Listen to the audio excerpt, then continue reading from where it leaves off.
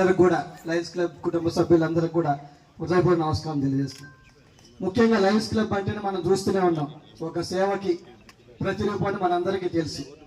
ఆ సేవ ద్వారా మనం ఏదైనా గుర్తింపు తేగలం. ఉదాహరణకి మా విషయంలో ఈరోజు ఎమ్మెల్యేగా డాక్టర్ రాఘమయ్య దయానంద్ గారు నుంచున్నారంటే అది ఆ సేవ వల్లే అని చెప్పి గర్వంగా చెప్పగలం. ఏ డబ్బు కాదు, ఏది కాదు, ఓన్లీ మేము చేసిన సర్వీస్ వల్ల ఈరోజు ఈ పరిస్థితి మాకు వచ్చిందంటే అదంతా మీ అందరి ఆశీస్సులతోనే. ఆశా స్వచ్ఛంద సంస్థ ద్వారా ఎన్నో కార్యక్రమాలు దాదాపు 20 years నుంచి చేస్తున్నాం.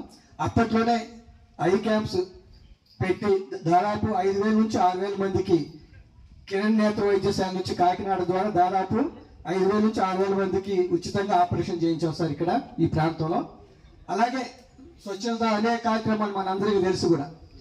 కాకపోతే ఈ లయన్స్ క్లబ్ మన సత్తుపల్లి ప్రాంతంలో ఎంతో ఉన్నత కార్యక్రమాలు కానీ ఒకరికి ఇన్స్పిరేషన్ ఈ విషయంలో కానీ ఎంతో చేస్తున్నారు. మీ అందరికీ కూడా అభినందనలు. ముఖ్యంగా ఈ సత్తుపల్లి నియోజకవర్గంలో మేము గెలిచిన తర్వాత మాకు 3 aims. ఒకటి ఎడ్యుకేషన్, హెల్త్, అగ్రికల్చర్.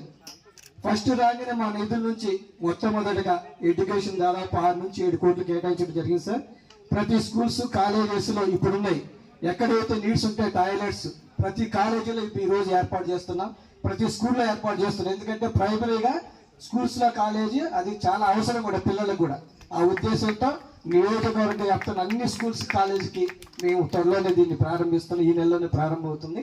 అలాగే మన ప్రభాకర్ రెడ్డి గారు అడిగినట్టు మనకి ఇన్ఫ్రాస్ట్రక్చర్ ఉంటుంది, దానికి ఒక రూమ్ కావాలని చెప్పి అడిగారు. ఖచ్చితంగా ఇప్పుడు కొత్తగా కట్టే గవర్నమెంట్ హాస్పిటల్ 100 హాస్పిటల్లో మీకు కూడా ఒక వింగ్ ఏర్పాటు చేస్తాం ఖచ్చితంగా.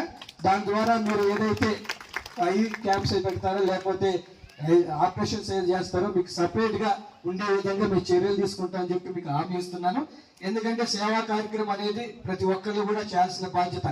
ఎంత డబ్బున్నా ఎంతో చదివినా చివరికి ఆ సేవా కార్యక్రమం చేస్తేనే వాళ్ళకి తృప్తి. ఉదాహరణ ఏ టాటా కానీ ఎవరైనా చూసుకుంటే వాళ్ళకి వచ్చే దాంట్లో చాలా మట్టికి సేవా కార్యక్రమాలకి ఈరోజు ఖర్చు పెడుతున్నారు.